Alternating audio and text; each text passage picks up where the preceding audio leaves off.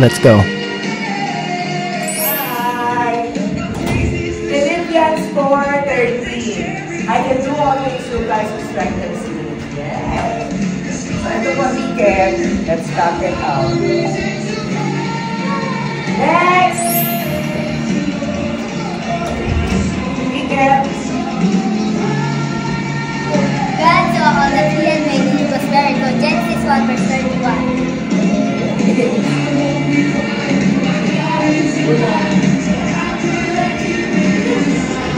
Next.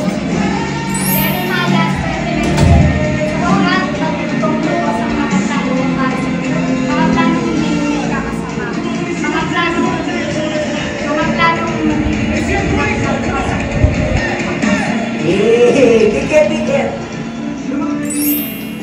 John 1:12, kung sino mang sumunod at sumagala sa akin, ay binigyan ko ng karapatan upang maging mga anak ng Diyos.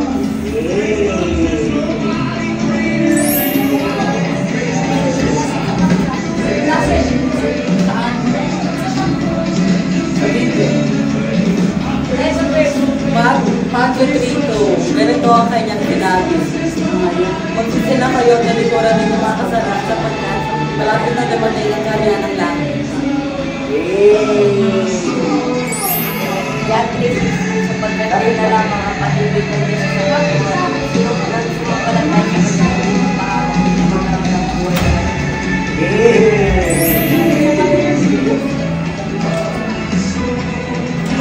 First John 4:8, ang hindi umiibig sa Diyos ay hindi ko First John 4:8, ang hindi kumikilala sa Diyos ay ang hindi umiibig sa Diyos ay hindi kumikilala sa Diyos sapagkat ang Diyos ay pag-ibig.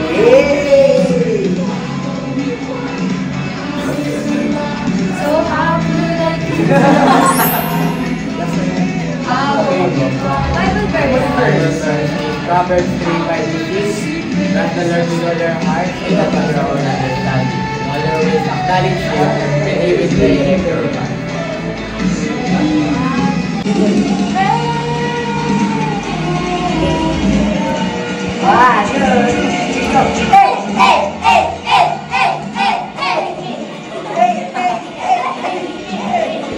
Ito na wala ng ticket. Praise the Lord! Praise the Lord! Praise the Lord! Praise the Lord!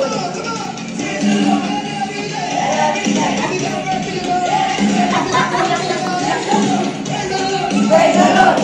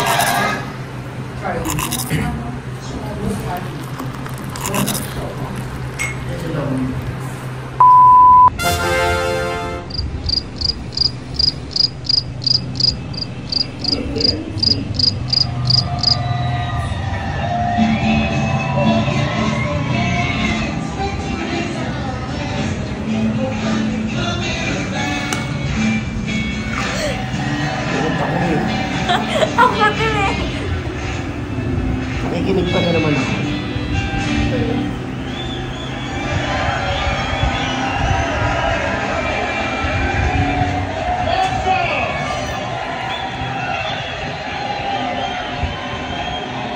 This is God's word. Let's open it together. Lord is telling me that someone here has dealt this in.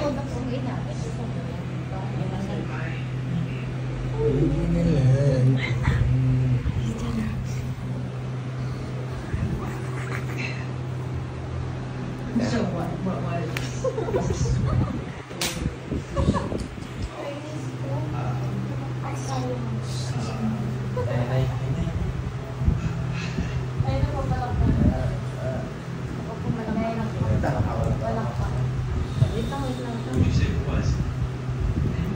One, two, three, go.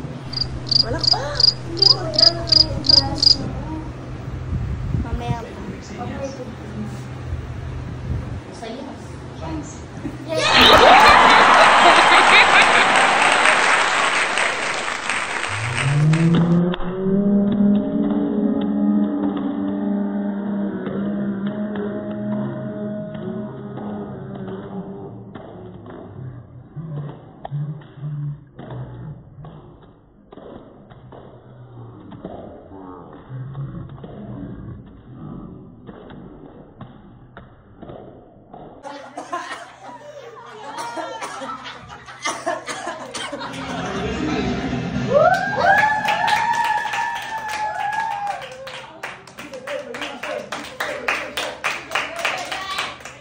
YNC Movie Night! Jesus Revolution! Dahil sikat na kami! Nasa TV kami! Nasa projector! Dali niyan! Nasa projector kami, guys! Ay! Wala. Ay, ito. Hindi kita.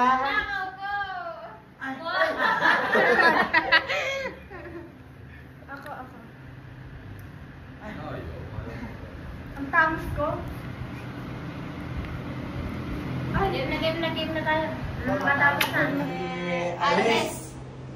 Sa story is, yung si Greg po is kahit nag-ano siya ng drugs, kahit naligaw siya ng landas, hindi pa rin siya parang hindi siya nag-isip na lalapit ako kay Lord. Or pag hindi niya po pinag-isipan na paano ko ba sabihin? Hindi niya po pinag-isipan na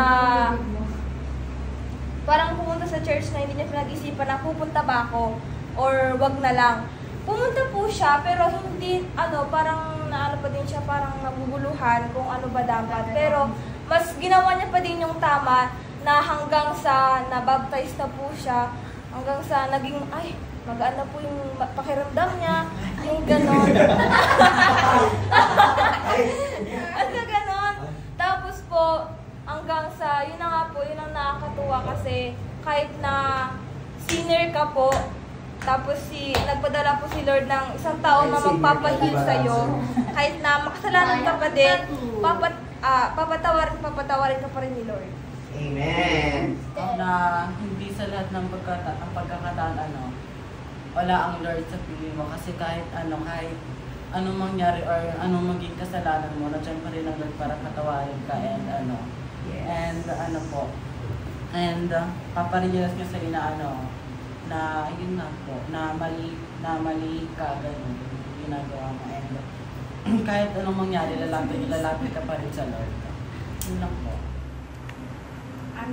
Natutunan ko po na magtiwala lang po tayo kay Lord. Kasi di ba po katulad po kay Chuck, nung una po di ba po pastor siya kapag tuwing Sunday, parang gano'n. Kapag po siya, inaantok yung mga tinuturuan niya. Tapos parang naboboring po gano'n. Kasi ibig sabihin po wala pa po silang malalim na relationship.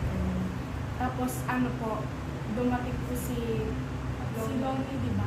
Yes. Tapos ginamit ni Lord si Lonnie. Pero nung tumagal po, si Lonnie, lumabang siya kasi iniisip niya po siguro namin na pagmamalaki na siya kasi dumami po yung mga mananampalataya sa kanya. Pero ginamit lang din po siya ni Lord bilang instrument. Kaya hindi niya po dapat na hindi po dapat lumaki yung ulo niya na porket madami siyang na-invite sa simbahan ko.